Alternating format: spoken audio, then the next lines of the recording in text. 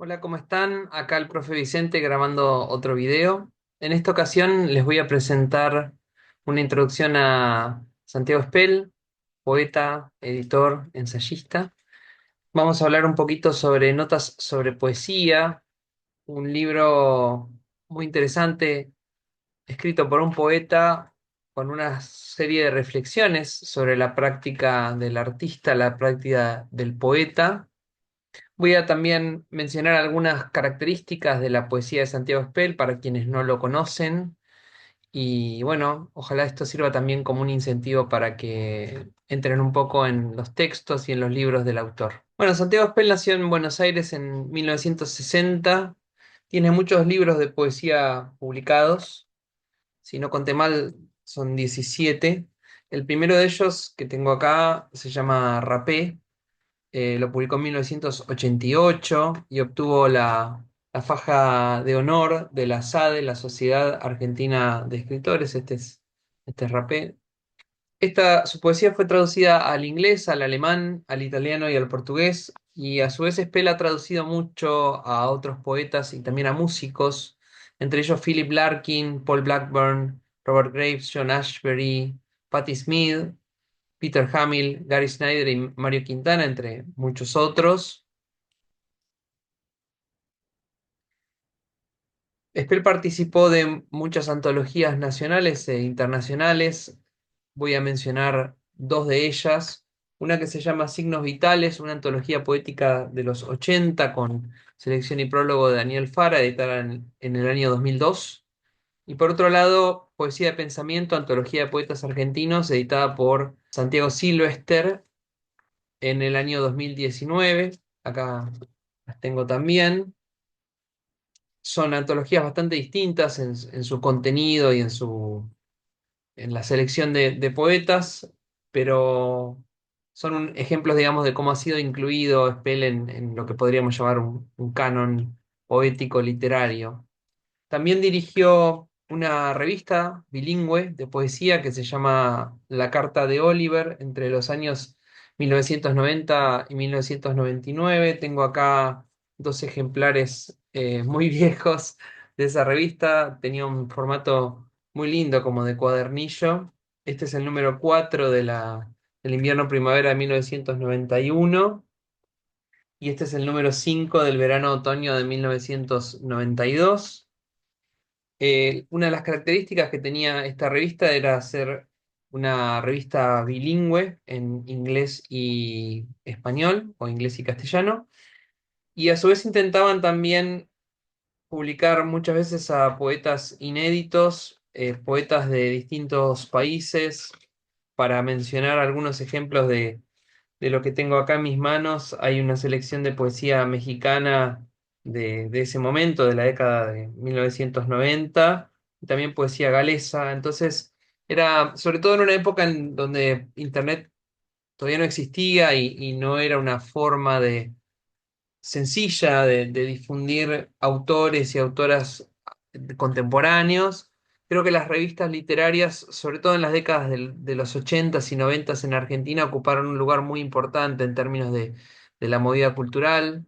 Podemos pensar en narrativa en revistas como Puro Cuento, dirigida por Mempo Giardinelli, y no podemos dejar de mencionar una revista como Diario de Poesía, ¿no? Que fue sumamente importante para la difusión de poetas nacionales y extranjeros, sin mencionar la larga tradición de revistas literarias que tiene nuestro país y que sería imposible de abarcar en este video, pero me da la sensación de que si bien las revistas no han desaparecido, de alguna manera Internet está como ocupando un poco ese lugar, o en todo caso ha hecho que muchas de estas revistas que originalmente eran impresas en formato de cuadernillo, de librito, o incluso de libro con tapas, como fue la revista Hablar de Poesía, por ejemplo, una revista más con formato libro.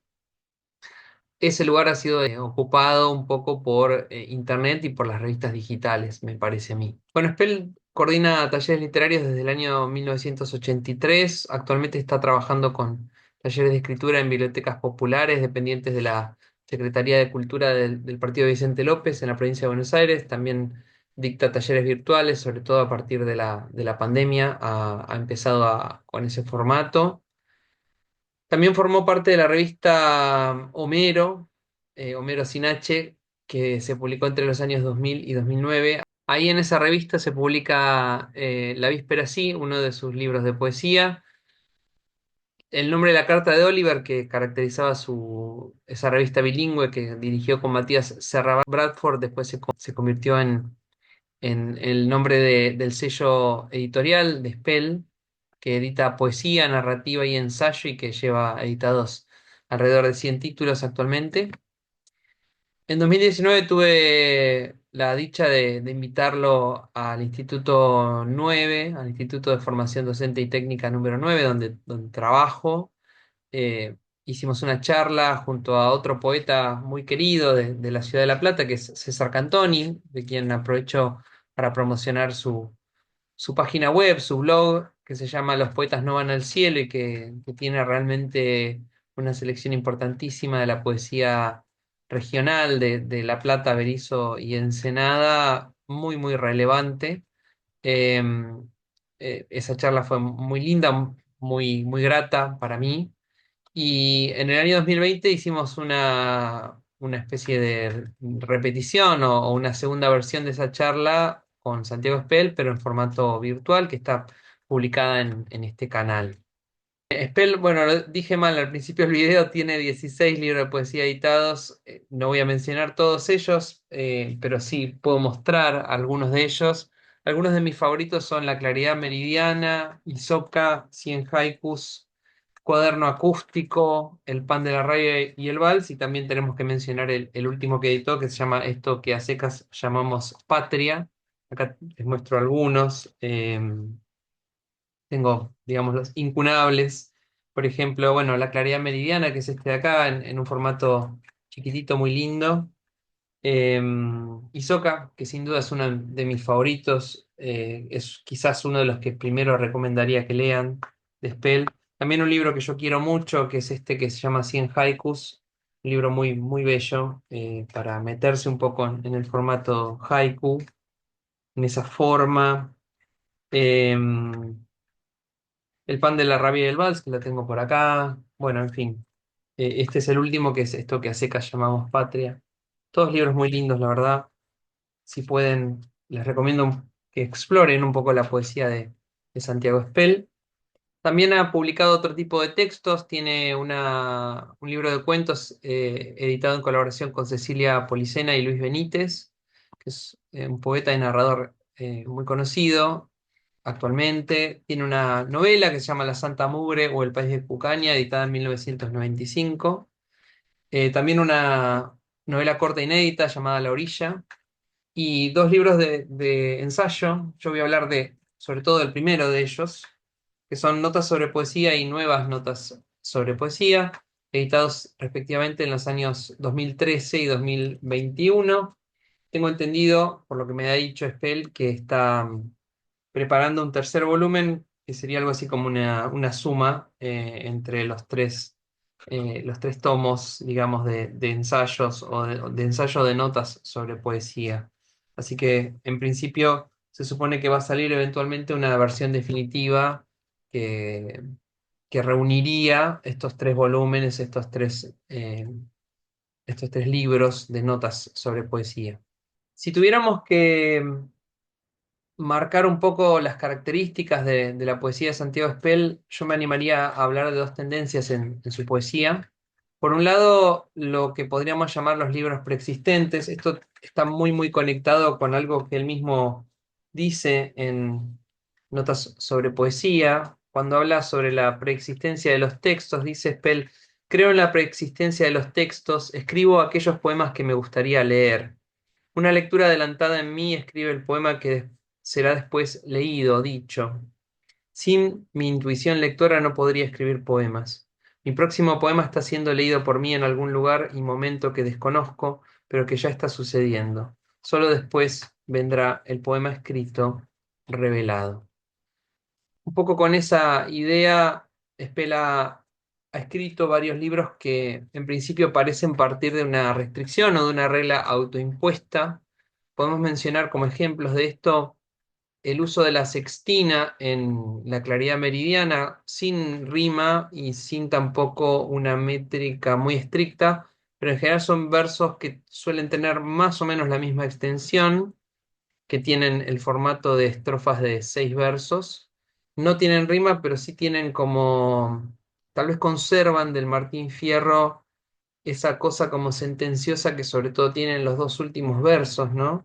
En el Martín Fierro hay innumerables ejemplos de eso, ¿no? Qué sé yo, por decir algo, al que nace Barribán es al nido que lo fajen. Bueno, en la claridad meridiana de Spell hay un poco de eso. Por supuesto, no es libro de poesía gauchesca, no tiene el tono, no tiene el léxico, no es la voz de un gaucho la que habla, pero sí esta cuestión de lo que Ezequiel Martínez Estrada llamaba esta especie de elipsis que inventa Hernández en la sextina hernandiana, o sea, la sextina que de alguna manera es como una especie de evolución de una estrofa más larga, como por ejemplo la décima que uno encuentra en el Fausto de Estanislao del Campo. Pareciera como que hay una especie de salto semántico entre los 4 primeros versos y los dos últimos, que el lector tiene que hacer cuando llega a esa especie de conclusión que suele aparecer en los dos últimos versos. Entonces, eh, yo quisiera leerles dos poemas breves de ese libro que tienen un poco esa marca de esa conclusión en los dos últimos versos. El primero dice: el amor es un nervio de pulso inestable. Comprendemos su forma cuando la perdemos. Su estrategia inicial es la conquista, su refinamiento póstumo el desdén. La verdadera unión es sustento cotidiano, una piedra de afilar, continua e incorruptible. Y el otro, que es uno de mis favoritos, dice: es verdad, estamos solos y ateos bajo tanto cielo que nos cubre. No somos el otro, ni siquiera la suma prematura de los otros. Nuestro cuerpo termina en pies y manos, pero nuestro amor puede ser infinito. Ahí tienen entonces un ejemplo de cómo Spell usa la sextina, de cómo utiliza esa conclusión en los dos últimos versos, que insisto, le debe bastante quizás a una especie de reinterpretación o de relectura de la gauchesca y particularmente de la forma estrófica del Martín Fierro.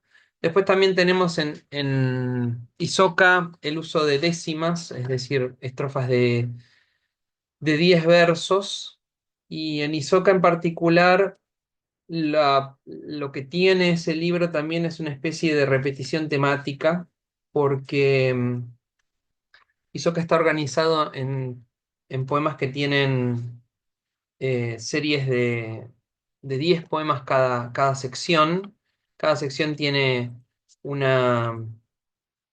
Está marcado por un movimiento musical, adagio, andante y allegro. Hay primero una obertura, que es un poema inicial, y después las 3 secciones son adagio, andante y allegro. Y es como si el libro tuviese esa variación en términos del tono, en términos del énfasis, cambiando, repitiendo la temática, repitiendo muchas de las imágenes, repitiendo el vocabulario, pero cambiando el tono y cambiando la fuerza con la que se expresa cada uno de esos poemas.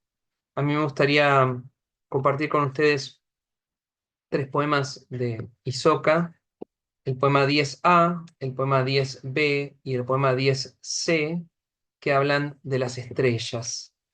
Y dice así: de movimientos minuciosos acústicos del fondo del mar al paladar del cielo nos atraviesan sin ruido estrellas. Enhebrado en esa música de rotaciones, no sabe el mundo terrestre esta suerte.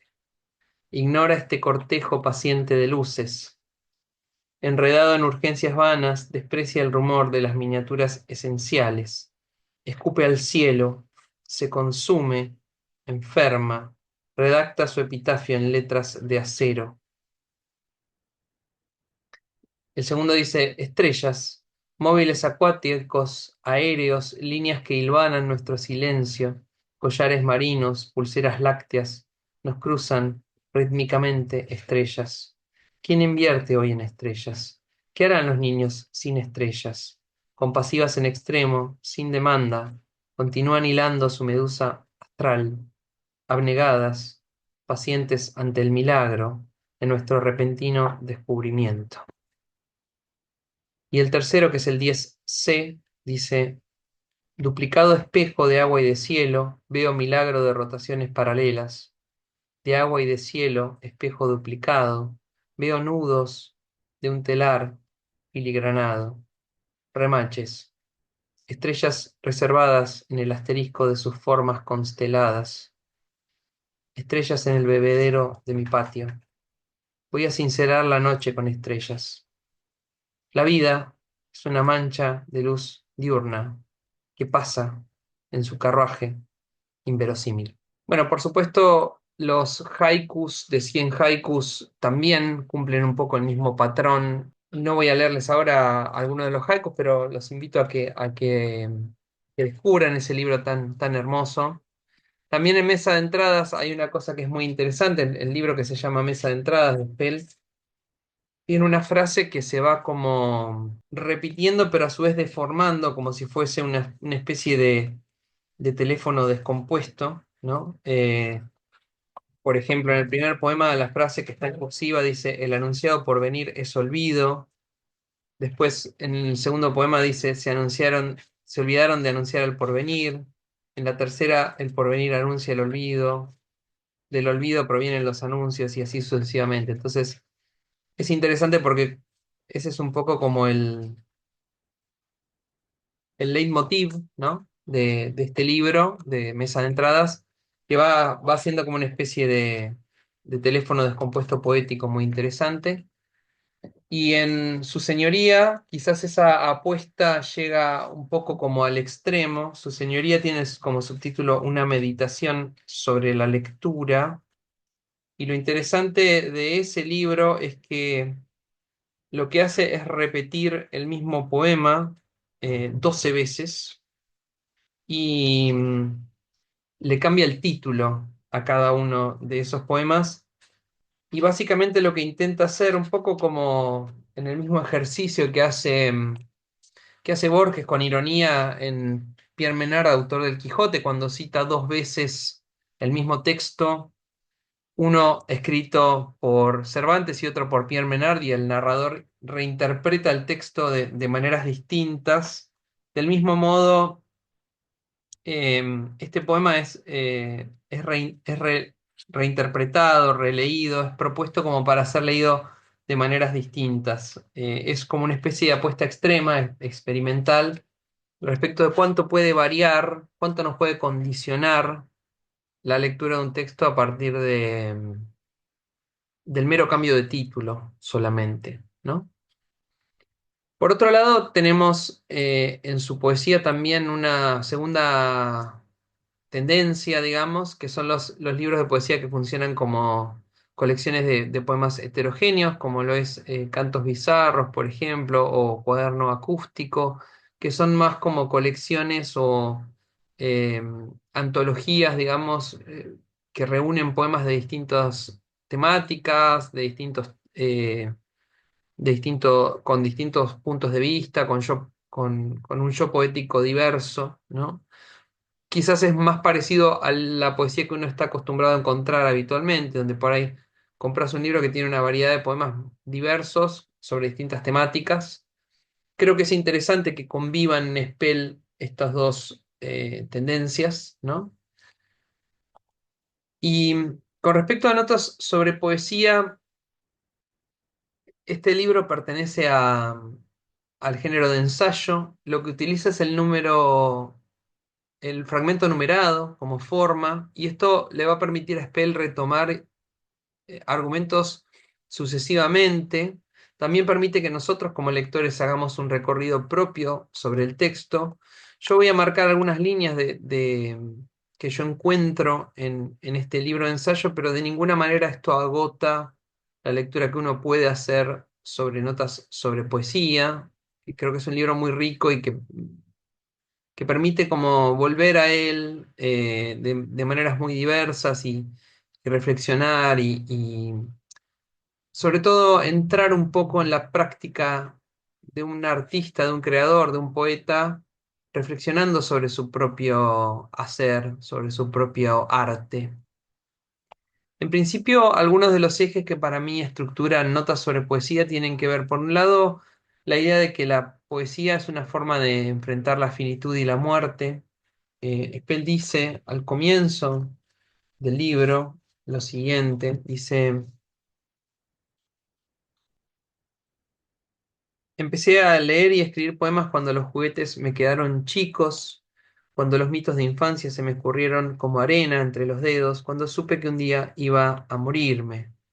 Aquellos primeros poemas torcidos como palotes y estos que sigo escribiendo ahora, actuaron y siguen actuando como un conjuro contra esa muerte jactanciosa aparecida hace ya mucho tiempo.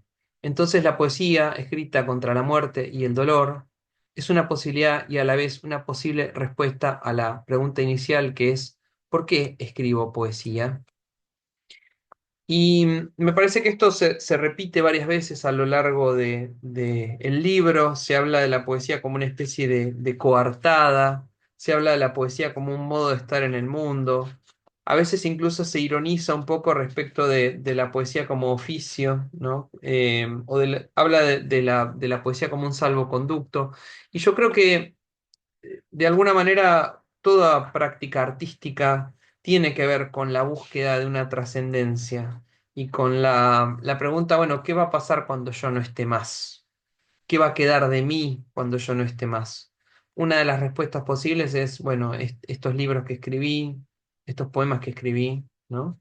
Eh, dice hacia el final del libro: la poesía ha sido mi única coartada, y de alguna manera es uno de los principios rectores de este libro. El segundo elemento que para mí es importante en notas sobre poesía es aquello que dice Spell acerca de la poesía y el tono. Utiliza en ese sentido la idea de lo musical, ¿no? Y dice Spell: podría resumir y arriesgar diciendo que un poema es en gran medida el hallazgo de un tono, acompañado por las palabras. Ese tono y esas palabras son puro misterio porque la poesía es esencialmente misterio, tanto para el que lee como para el que escribe. Ahora, ¿cómo organizar ese misterio, siendo que no hay más normas que la que requiere la escritura de cada verso, de cada poema? La única manera que he encontrado para organizar ese misterio es la intuición. Yo confío plenamente en la intuición como fundamento para escribir un poema.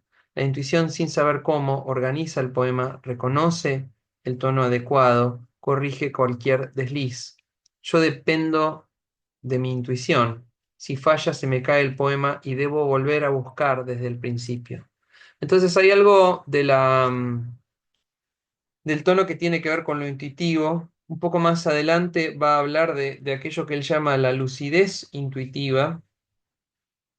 Em, y en ese sentido, él lo liga también con la idea de la concentración. Habla de la escritura como una especie de trance y dice en un momento: el tiempo de ese trance es ajeno al tiempo real, al tiempo lineal en que escribimos el poema. La intensidad de ese trance, de esa lucidez intuitiva, gravitan de otra manera en el sentido y en el tiempo real de la escritura. Esa incidencia no puede aceptarse sino a través del misterio. Por eso cualquier distracción o interferencia en ese proceso significa el fracaso del poema. Uno puede pensar en ese sentido en, bueno, quizás una de las anécdotas más famosas sobre la escritura y la interrupción de un poema, que es aquella historia de interrupción que sufre Coleridge cuando está escribiendo el famoso poema Kubla Khan, que queda, por decir así, inconcluso, ¿no? Spell está un poco como tomando este elemento para hablar del momento de esa especie de trance donde es necesario escribir el poema, y si se interrumpe esa primera instancia, a veces es difícil retomar, ¿no?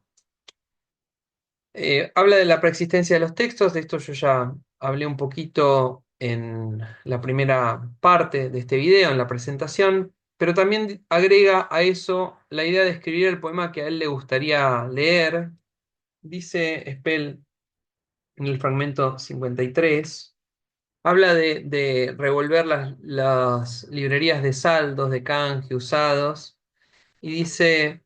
Busco ese libro, ese poema que quiero leer, ese poeta que no conocía y ahora encuentro. La búsqueda es infinita y la expectativa invencible. Una vez y otra vez me iré vencido por el fraude de la repetición. Nada nuevo, no. Nada de ese libro, ese poema, nada de ese poeta desconocido. En algún lugar sé que esa deserción transitoria de la esperanza me obligará a volver a escribir ese poema, ese libro aún no encontrado. Un poco con esa idea de que por ahí en contra del desaliento que a veces genera ver que hay tanto escrito, tanto publicado, que uno podría legítimamente preguntarse, ¿para qué agregar un libro más a este mundo si ya hay tanto para leer y para conocer?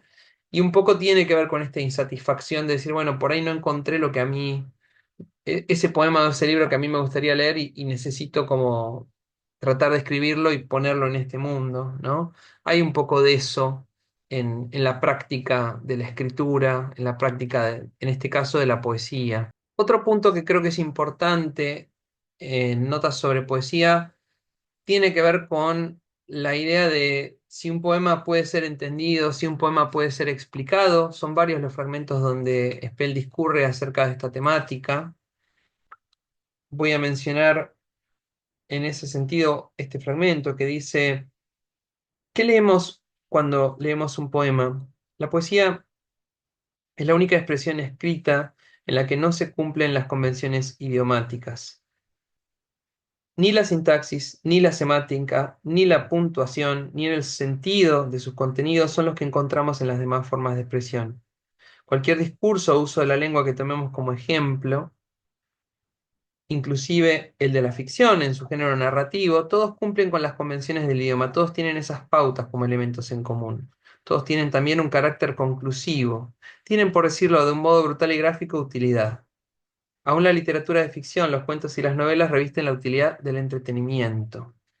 Y agrega, en la poesía imperan otras leyes que por estar fuera de las convenciones idiomáticas resultan extrañas y hasta agresivas para un lector desprevenido o que no frecuenta el género. Poco más abajo dice, suponemos que a todo lector le gusta entender aquello que lee. La poesía, al no ser conclusiva y al contar con pautas propias, agranda esa distancia, pone en evidencia esa dificultad de interpretación. Por otro lado, la poesía nos deja siempre en un lugar de incomodidad porque nos lanza preguntas y porque no nos ofrece ningún tipo de respuestas, solo inquietud y verdad a través de la belleza de sus formas, dice Spell. Hay un libro muy lindo de Borges que se llama El aprendizaje del escritor, lo editó Sudamericana en su momento, que son una serie de charlas que dio Borges en Estados Unidos. Y Borges tiene, tres partes y un apéndice, una sobre ficción, otra sobre poesía y otra sobre traducción. Y precisamente en la parte sobre poesía, Borges habla un poco acerca, a partir de las preguntas que le hacen los estudiantes de esta universidad, habla un poco sobre la práctica, la escritura de la poesía y habla acerca del verso libre y dice algo muy parecido a lo que va a decir Spell en Notas sobre Poesía, respecto de esa falsa impresión que le da a veces al lector de que los poemas de verso libre son más fáciles de escribir, más sencillos, porque se supone que no tienen reglas. Y sin embargo, tanto Borges como Spell señalan que de alguna manera ceñirse a una regla, este es el libro, Borges inédito, bueno, el aprendizaje del escritor. Tanto Borges como Spell señalan esta idea de que, primero, no es cierto que carezca de reglas, lo que pasa es que tal vez no son reglas que vienen de antemano, sino que son reglas que de alguna manera el poeta tiene que inventar para sí y que de alguna manera se correspondan con el contenido. Entonces, en un punto el poema de verso libre puede llegar a ser incluso más desafiante porque es un doble desafío para el poeta encontrar la forma que se corresponda con el contenido de aquello que quiere comunicar.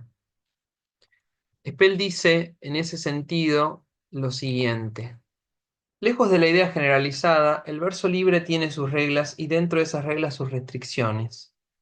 Más allá de la apariencia inmediata, nada queda librado al azar. Suelto y olvidado de la métrica silábica y de su ladera a la rima, el verso libre es ante todo una estructura de sonoridades. Cada verso es un acorde único, mayor o menor, pero único, y sus combinaciones se construyen y descubren durante el proceso mismo de la escritura. Ese conjunto de sonidos de cambiante tonalidad conforma un ritmo. El verso libre es esencialmente ritmo, pausa y silencio. Ese sistema de sonoridades alternadas produce un encantamiento, que las más de las veces funciona de manera autónoma, es decir, con independencia del sentido enunciado en el verso. Muchas veces ese encantamiento disimula y hasta exonera el déficit que pueda tener un verso desde su sentido.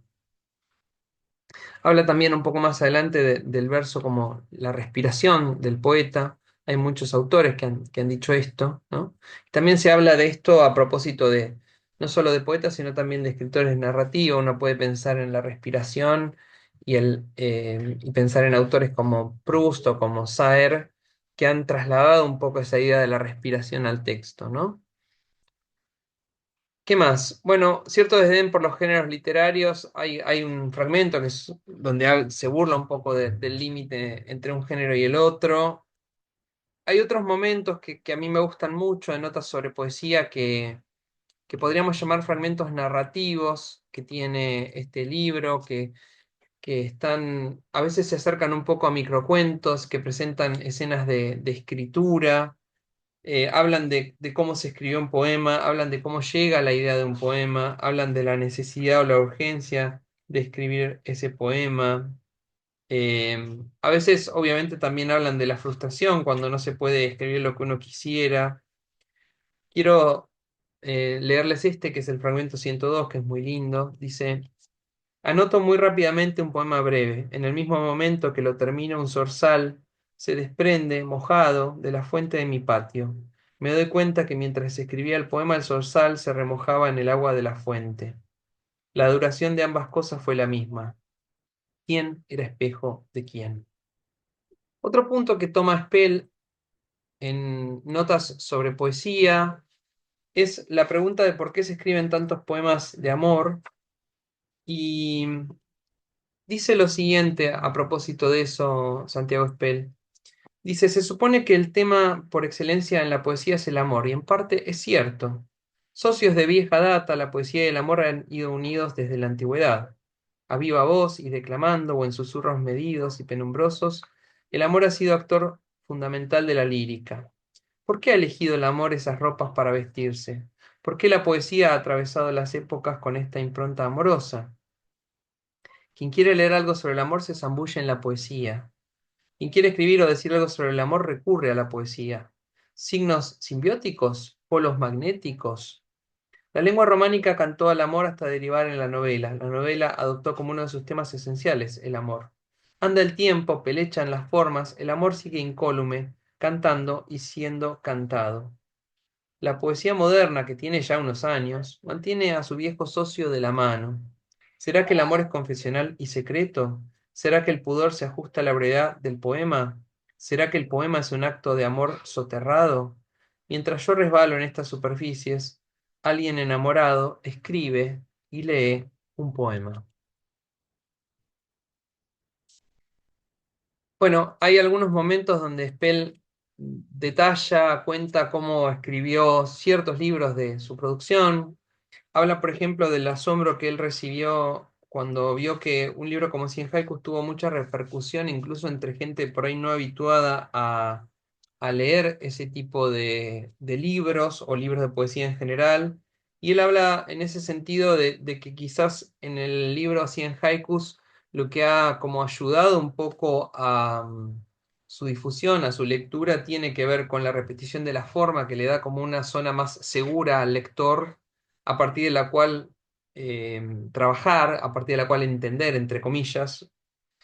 También habla de Hisoka en el fragmento 140 y habla de una experiencia viendo una obra de teatro que,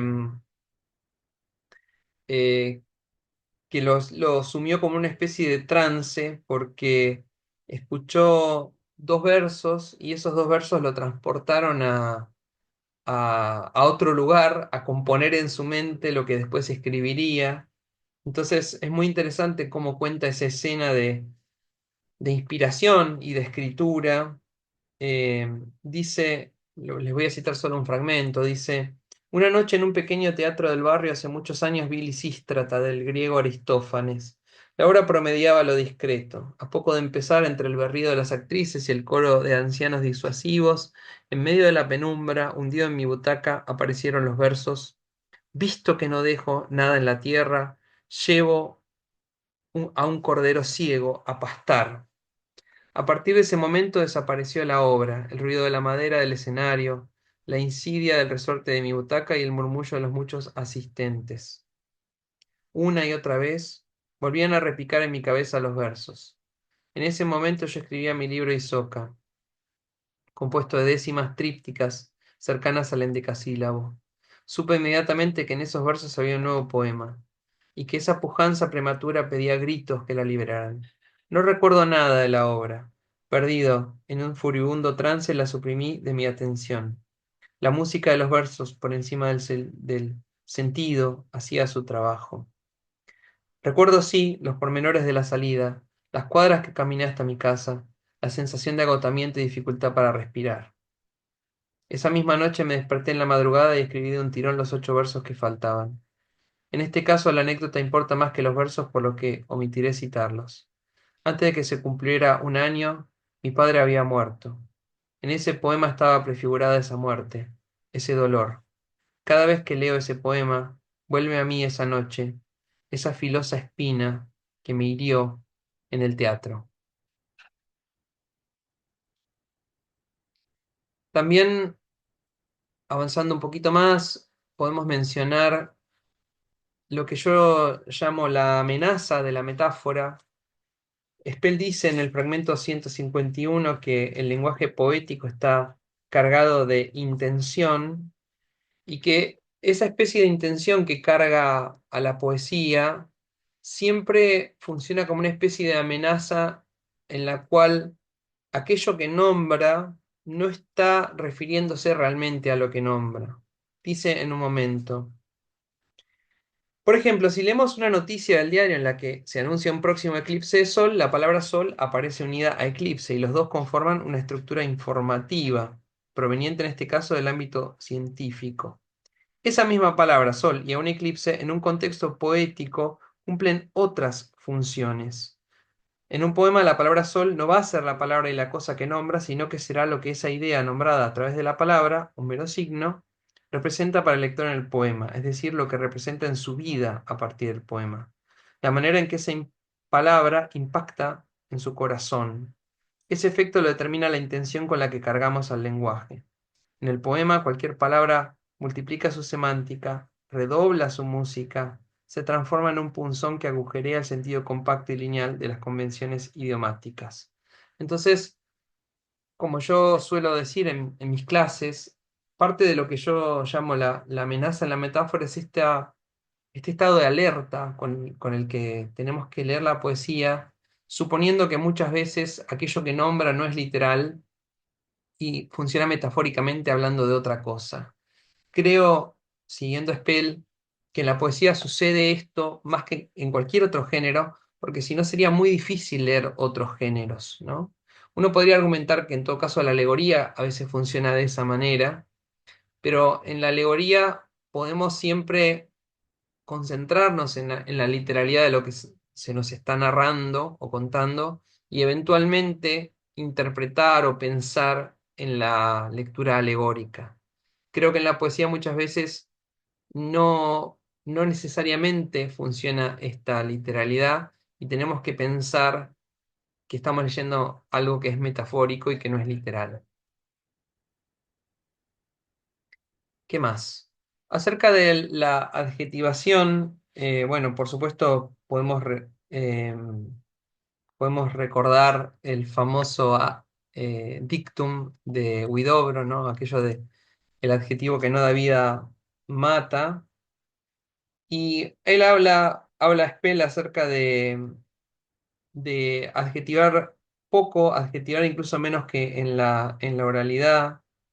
Dice, desde la reflexión, desde las fisuras de la realidad, la poesía busca poner en cuestión la materia de la que se habla. A partir de esta complejidad y de su supuesto hermetismo, hace su trabajo. Se le pide a la poesía claridad, pero la poesía apenas si es explícita y no se explica. Como consecuencia inevitable se expone a la sombra de la sospecha. No construye la ilusión de inocencia, sino que antes se erige como culpable, como flagrante distorsión de lo convenido.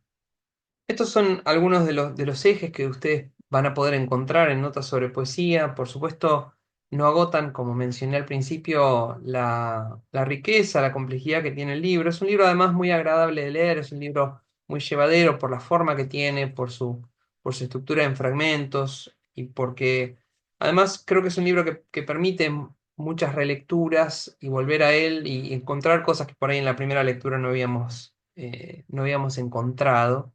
Yo quisiera para cerrar entonces leerles el último fragmento, que de alguna manera dialoga con el primero y que habla acerca de esta idea de buscar, de la poesía como una búsqueda de trascendencia. Y dice, el mundo parece caerse a pedazos nomás. Yo sigo creyendo en el hombre, sigo creyendo en la poesía. Cuando me pregunten dónde estaba durante la noche del crimen, diré que escribiendo y leyendo poesía. Tengo muchas pruebas. Tendrán que absolverme. Como dije alguna vez, la poesía ha sido mi única coartada. Bueno, este video, como mencioné al principio, fue un poco atípico, tal vez menos expositivo que los que suelo publicar en mi canal.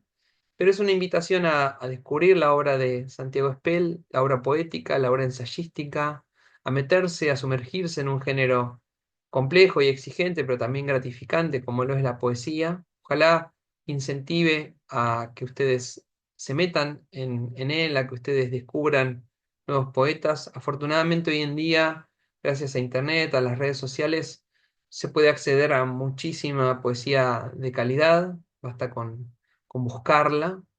Y, y bueno, ojalá les haya servido y ojalá les haya interesado. Les agradezco una vez más por ver y nos vemos en el próximo video.